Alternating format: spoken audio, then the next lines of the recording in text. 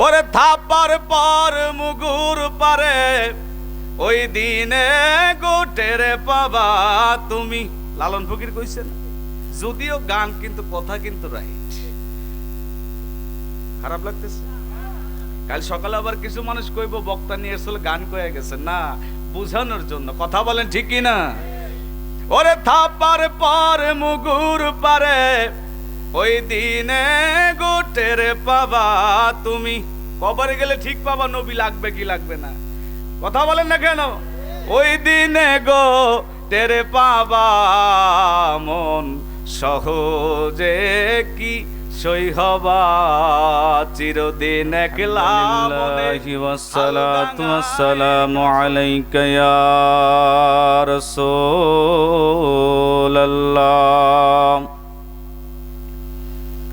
আসসালাতু ওয়াসসালামু আলাইকা ইয়া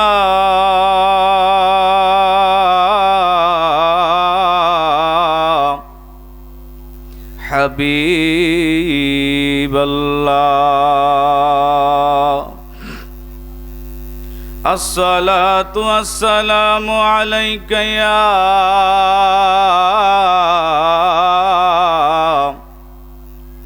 শাফিয়াল মুজনাবিন। আসসালাতু ওয়াসসালামু আলাইকা ইয়া রাহমাতুল লিল আলামিন। আলহামদুলিল্লাহি রাব্বিল আলামিন। আসসালাতু ওয়াসসালামু আলা রাসূলিহিল কারীম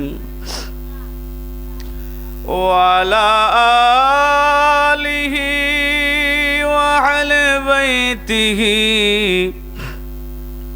ওয়া আসহাবিহি ওয়া আউলিয়াই মিল্লাতিহি ওয়া উলামাই আহলি সুন্নাতিহি আজমাইন।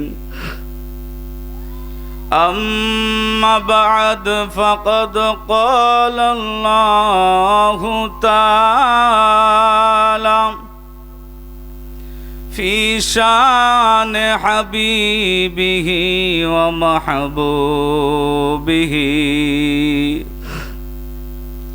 ومعشوقه مخبرا وآمرا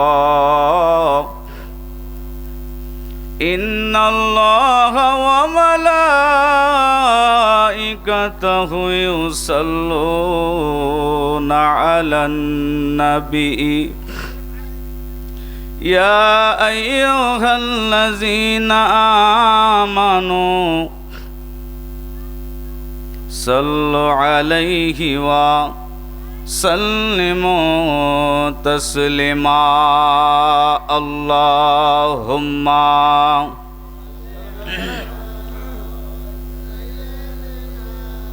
রাসূলের সাথে কি আপনাদের দ্বন্দ্ব আছে? তাহলে যেভাবে দরুদ পড়তেছেন মনে হচ্ছে যে আপনারা খান নাই। রাসূলের সাথে আপনাদের অনেক হিংসা অনেক দিনের নাকি?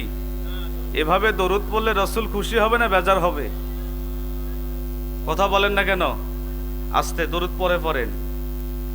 দরুদ শরীফের আওয়াজ মোহাব্বতের সাথে যদি না হয় তাহলে রাসূল বেজার হয়ে যাবে। কারণ রাসূল এই রমজান মাসের একটা হাদিসের মধ্যে দেখলাম নবীজি বসে আছেন মসজিদে নববীতে, জিবরাইল আমিন আসলেন, তিনটা বিষয় রাসূল পাকের কাছে বললেন, রাসূল আমিন বললেন। সাহাবীরা বলেন, ইয়া রাসূলুল্লাহ আপনি তিনবার আমিন বললেন, কারণ কি? নবী আমার বলে, সাহাবীরা শুনো, আমার সামনে জিবরাইল আমিন আসছে, তিনি বললেন যারা রাসূলে পাকের নাম শুনলো, আমি নবীর নাম শোনার পরে দরুদ শরীফ পড়লো না, তারা ধ্বংস হয়ে যাক, আমি রাসূল আমিন বলেছি। যারা মা বাবাকে পাইলো খেদমত করলো না, তারাও ধ্বংস হোক, আমি রাসূল আমিন বলেছি। দ্বিতীয়বার আপনি আমিন বললেন, কারণ কি? রাসূল বললেন যারা মাহে রমজান মাস পাইলো, গুনাহ মাফ করাইতে পারলো না, তারাও ধ্বংস হোক, আমি রসুল আমিন বলেছি। তাহলে রসুলে পাকের শানে দরুদ শরীফ, রসুলে পাকের নাম শুনলে দরুদ শরীফ পড়া লাগবে না? একবার দরুদ শরীফ পড়লে বান্দার আমল নামায় আল্লাহ 10টা নেকি লিখে দেয়, 10টা নেকি লিখে দেয়, 10টা গুনার খাতা মাফ করে দেয়। সমাজের মধ্যে আল্লাহ পাক ওই বান্দার 10 গুণ সম্মান বাড়ায়া দেয়। দরুদ শরীফ পড়বেন না ছাড়বেন? আমি কিন্তু প্রত্যেককেই দেখতেছি এখানে আমার সামনে যারা বসে আছেন, এটা কিন্তু ক্লাস। স্কুলে যান নাই, মাদ্রাসায় যান নাই, তো এখান থেকে তো কিছু শিখতে হবে, এটাও কিন্তু ক্লাস। ছাত্র কোনটা মনোযোগী আর অমনোযোগী এটা কিন্তু বোঝা যায়, বোঝা যায় না? যদি আমরা কিন্তু শিক্ষক মানুষ, আমি কিন্তু নুরানি প্রশিক্ষণ প্রাপ্ত এবং আমার মাদ্রাসা আছে, কিন্তু এই জন্য আপনারা মনোযোগী হবেন আর দরুদ শরীফ পড়বেন অন্তর থেকে, দিল থেকে, যাতে করে রাসূলুল্লাহ রাজি খুশি হয়ে যায়। একটু মহব্বতে দরুদ শরীফ পড়ি। আল্লাহুম্মা সাল্লি আলা মাওলানা মুহাম্মাদ ওয়া আলা আলিহি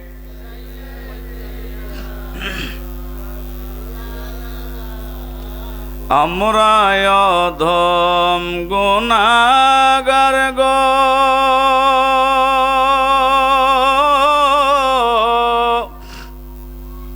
ও নবী আপনায় মোরা চিনলাম না,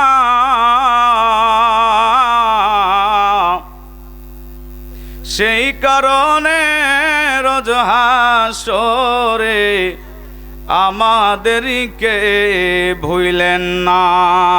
আল্লাহুম্মা ও মদিনার মাটি রে, তুই যে বড় খাটি রে,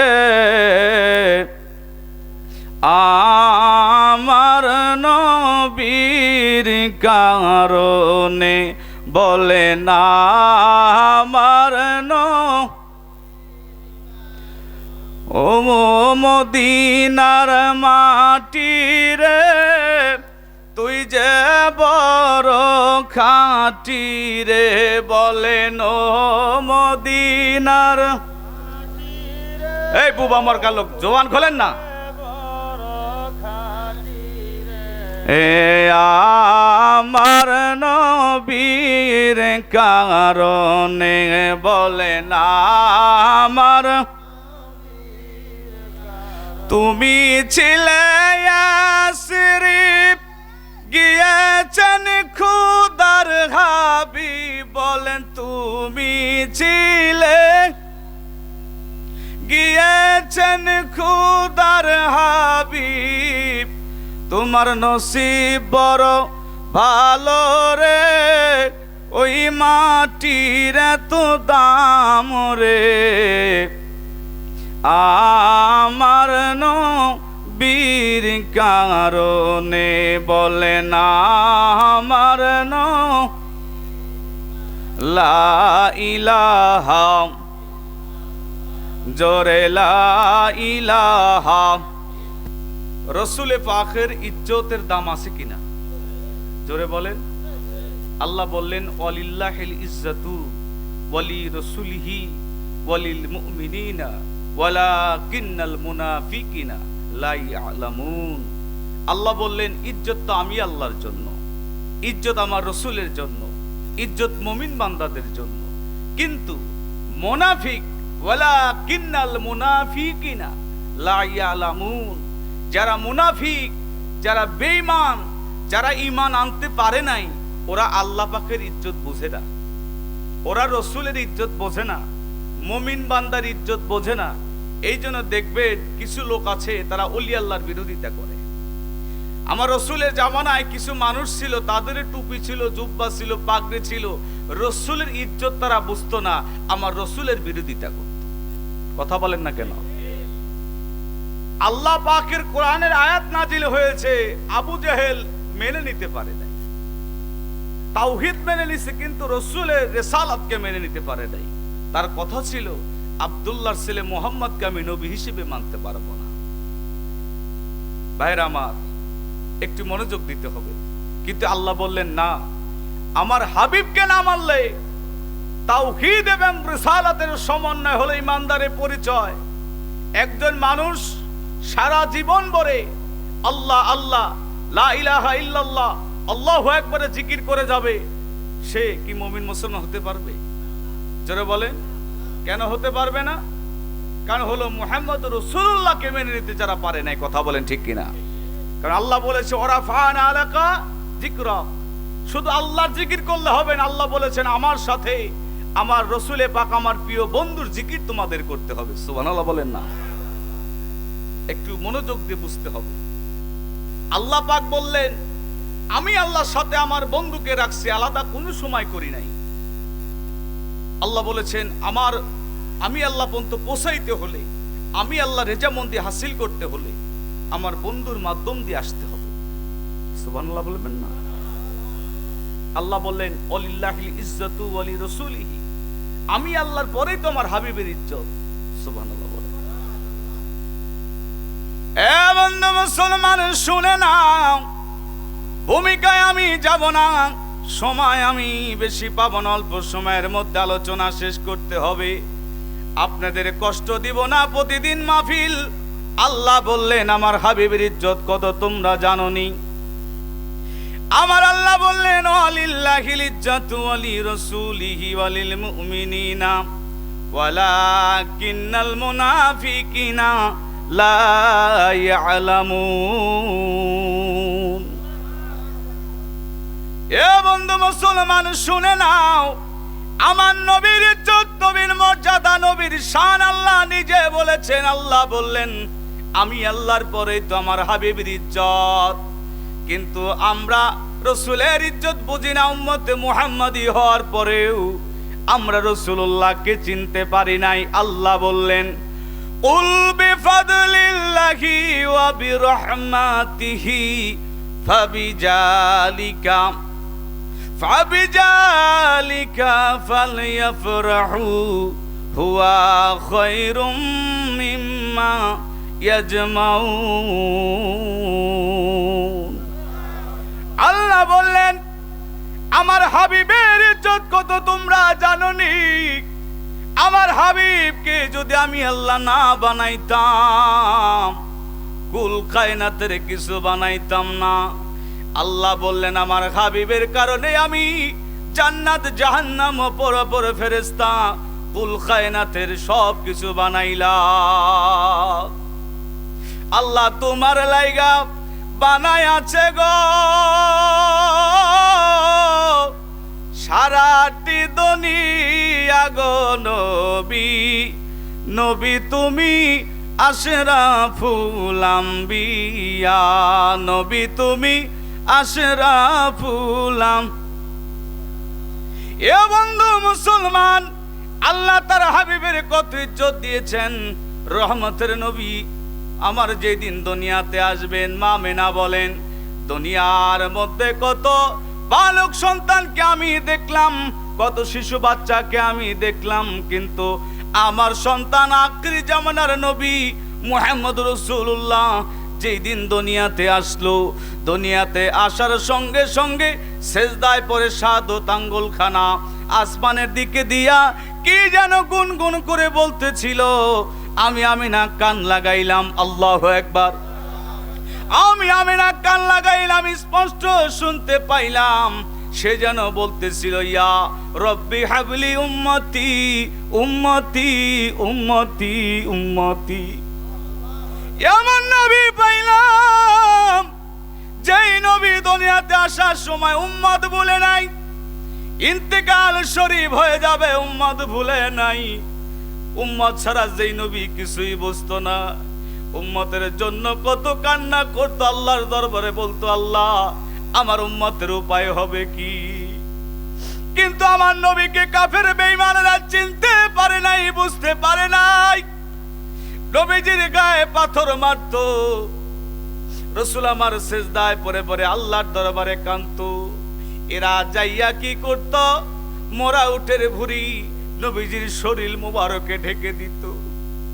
আমার আল্লাহ বলতেন, হাবিব আপনি একবার বলেন আমি কাফের বেঈমানদেরকে ধ্বংস করে দিব। নবী আমার বলতেন, আল্লাহ কাফের বেঈমানদেরকে যদি ধ্বংস করেন এই কালেমার বাণী কার কাছে পৌঁছাইব? ইলাহি আলামিন আসমান আর জমিন আল্লাহু আকবার সৃজন করিলেন আল্লাহ যাহার খাতিরে। নবীজির শানের কথা বলবো গো কারে, নবীজির শানের কথা বলবো গো কারে। নবী আমার যেই দিন শিশু নবী দুনিয়াতে কদম মোবারক রাখলেন, আল্লাহ বললেন আমার পরেই তো হাবিবের স্থান, আমার পরেই তো আমার বন্ধুর ইজ্জত। কিন্তু মুমিন বেঈমানেরা বুঝে না। আমার আল্লাহ বলেন আমার হাবিবের কারণে যে মক্কা নগরে হাবিবের জন্ম হয়েছে, দুনিয়াতে তাশরিফ নিলেন। এই মক্কার নাম মক্কা ছিল না, মক্কার নাম ছিল বাক্কা। আল্লাহ বলেন আমার হাবিবের কদম যেই দিন জমিনে পড়ছে রে, হাবিবের কদম পড়ার কারণে আমি বাক্কা নাম পরিবর্তন কইরা বন্ধুর নামের মিম দ্বারা আমি মক্কা নাম দিয়া দিলাম। শুধু তাই নয়, আল্লাহ বললেন আমার হাবিবের কারণে যেই মদিনার নাম মদিনা ছিল না, মদিনার নাম ছিল ইয়াসরিব। এই ইয়াসরিব ছিল তামাম পৃথিবীর সবচাইতে খারাপ জায়গা। আল্লাহর নবী রহমতের নবীর কদম যেই দিন পড়েছে, আল্লাহ বলে হাবিব আপনার কদম মুবারকের কত দাম, আপনার কদম মুবারক পড়ার কারণে আমি আল্লাহ ইয়াসরিব নাম পরিবর্তন কইরা সোনার মদিনা নাম দিয়া দিলাম।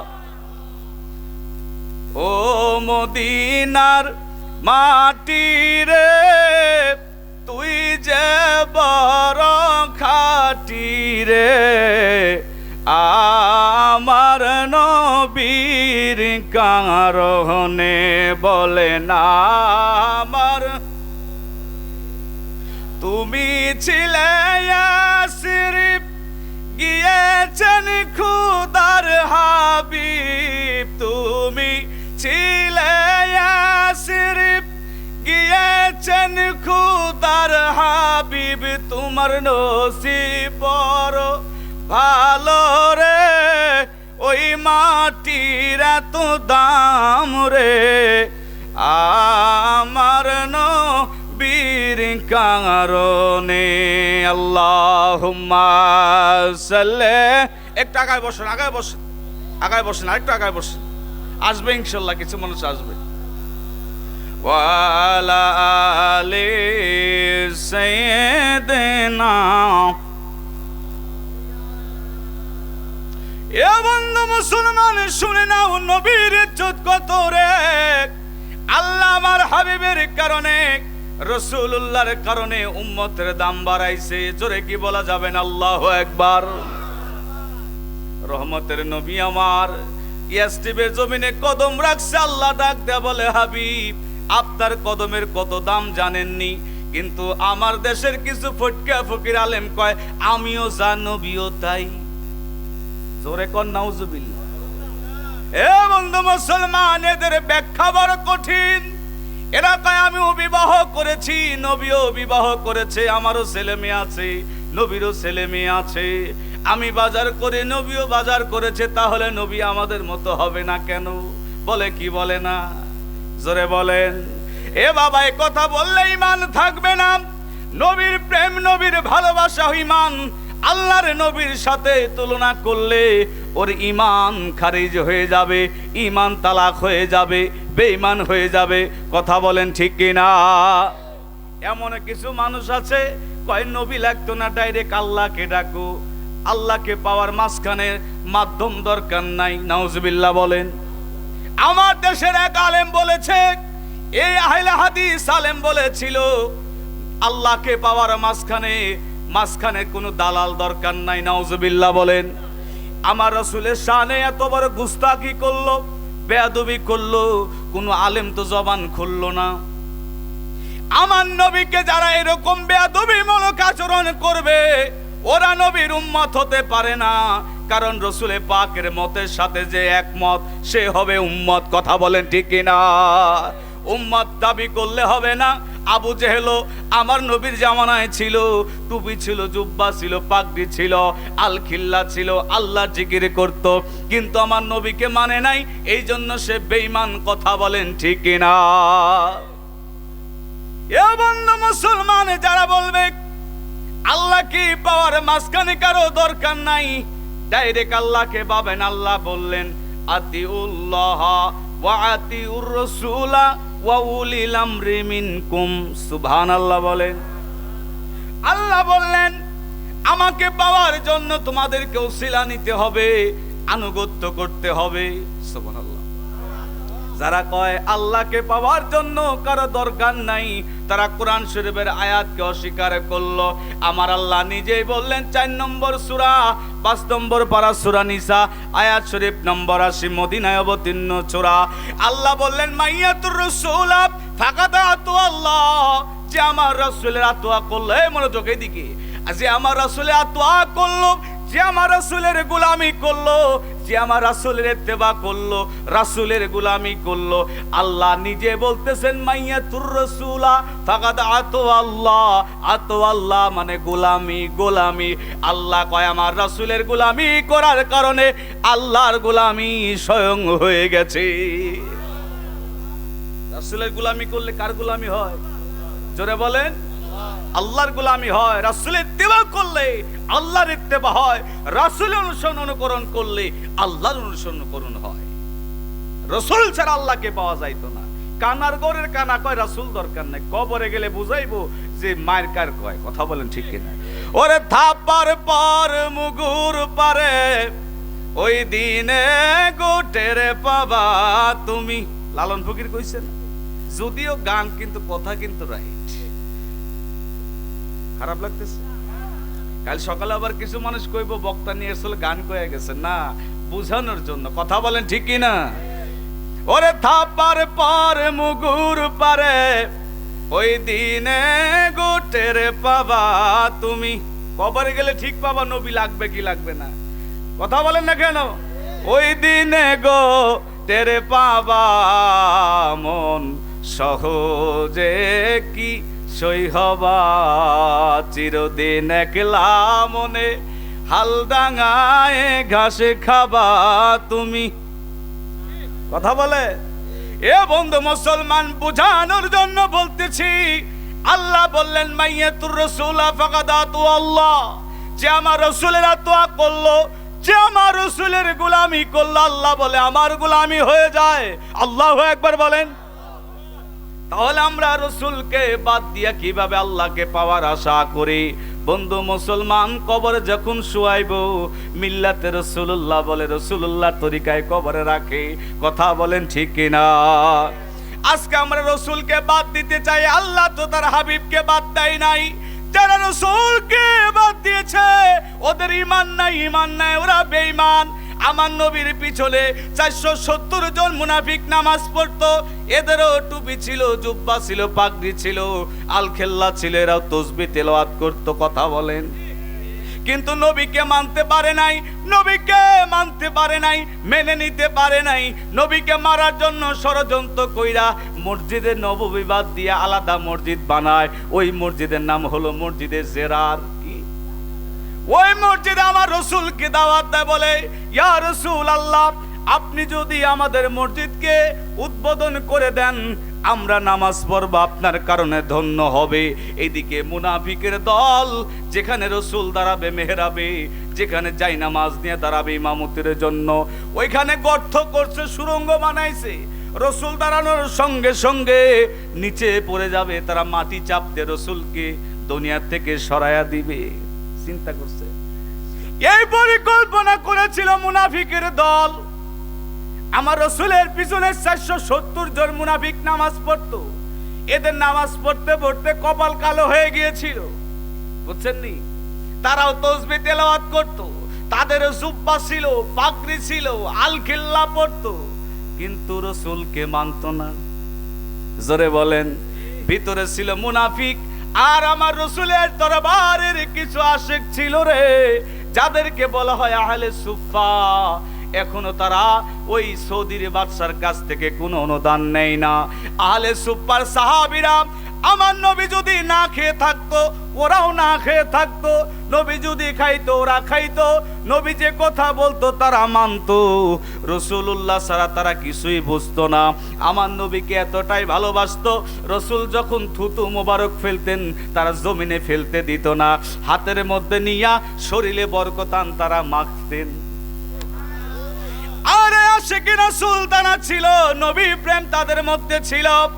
নবীকে বাদ দিয়ে আল্লাহকে পাওয়া যায় না, নবীর মাধ্যম দিয়ে আল্লাহকে পাইতে হবে। কথা বলেন ঠিক কি না? আমার আল্লাহ পাকের আয়াতকে মানতে হবে। বাবাজি, আল্লাহ পাক বললেন আমার হাবিবের কারণে আমি এসটিপ থেকে মদিনা বানাইলাম। সুবহানাল্লাহ বলেন।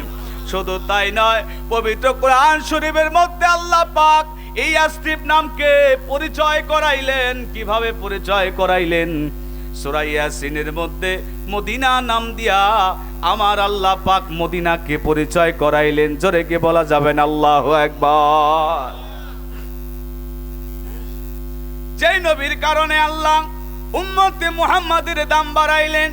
নবী আমার দুনিয়াতে আসবে, সমস্ত নবীদের কাছে আমার আল্লাহ ওয়াদা নিয়েছিল, হে নবীরা তোমরা বলো আমার বন্ধুকে যখন আমি দুনিয়াতে পাঠাবো তোমাদের নবুয়তি খতম হয়ে যাবে, তোমরা নবুয়তি তোমাদের শেষ হয়ে যাবে।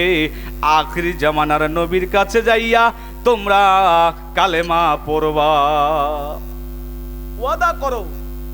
রোজে আজলে সমস্ত নবীদেরকে নিয়ে আল্লাহ পাক ওই দিন ওয়াদা নিয়েছিল। সমস্ত নবীরা বলেছিল হ্যাঁ ঠিক আছে, আমরা আমাদেরকে খাসাসিয়াত নবুয়তি দিয়ে পাঠান, মানব খাসাসিয়াত দিয়ে নবুয়তি দিয়ে পাঠান। আল্লাহ পাক বলে পাঠাবো, কিন্তু আমার বন্ধুকে যেই জামানায় পাঠায়, যেই নবীর জামানায় পাঠায় তোমাদের নবুয়তি খতম। কারণ আমার নবী হলো শেষ নবী, আখিরি নবী। আখিরি নবীর পরে মুহাম্মদ রাসূলুল্লাহ সাল্লাল্লাহু আলাইহি সাল্লামের পর আর কোন নবী আসবে না। কথা বলেন ঠিক কিনা? আনা খাতামান নবীন লা নবী আবাদি। আমার নবীর পরে আর কোন নবী আসবে না। যারা নবী দাবি করবে তারা কাফের। কাফের। কথা বলেন ঠিক কিনা? এ বন্ধু মুসলমান, কবির মনোযোগ। আল্লাহ বললেন হাবিবের ইজ্জত কত তোমরা জানোনি। আল্লাহ আমার রসুলে পাকের ইজ্জতকে এত বুলন্দ করলেন, আকাশচুম্বী মর্যাদা যার, সেই রসুল মদিনা রওজা শরীফে শুয়ে আছে। বলুন তো দেখি ওই রওজা শরীফের ধুলাবালি দাম আছে কি আছে না? আমাদের বাংলাদেশের একজন কবি যার নাম হলো কাজী নজরুল। কি নাম? কাজী নজরুল। সারা জীবন ভরে তিনি কবিতা লিখে গেলেন। বৃদ্ধ বয়সে আসিয়া রসুলের আশেক হইয়া, রসুলের প্রেমের পাগল হইয়া অল্প কিছু তিনি নাত শরীফ লিখলেন, প্রায় 3000। কয় হাজার? জোরে বলেন। আপনি দুইটা লিখতে পারছেন? হ্যাঁ, 3000 তিনি নাত শরীফ লিখলেন। রসুলের প্রেমের আশেক হইয়া নাত শরীফ গুলো এত সুন্দর ভাবে লিখলেন। উনি একটা নাতের মধ্যে বললেন, আমি যদি আরব হতাম ওই মদিনার পথ, ওই পথ দিয়া হেঁটে যেত নূর নবী হযরত। আল্লাহু আকবার। কাজী নজরুল ইসলাম বললেন, আমি যদি কবি না হইয়া আরবের রাস্তা হইতাম, দুলাবালি হইতাম, আমার রহমতের নবী মায়ের নবী ওই রাস্তা দিয়ে হেঁটে যাইতো, আমি যদি ধুলাবালি হইতাম রসুলের কদম পড়তো আমার শরীরের উপরে। আমার রসুলের কদম পড়ার কারণে রসুলের কদমের পরশ পাই আমার জীবন ধন্য হইতো। এই কারণে রসুলের প্রেমের আশেক হইয়া তিনি বললেন, আমি যদি আরব হতাম ওই মদিনার পথ।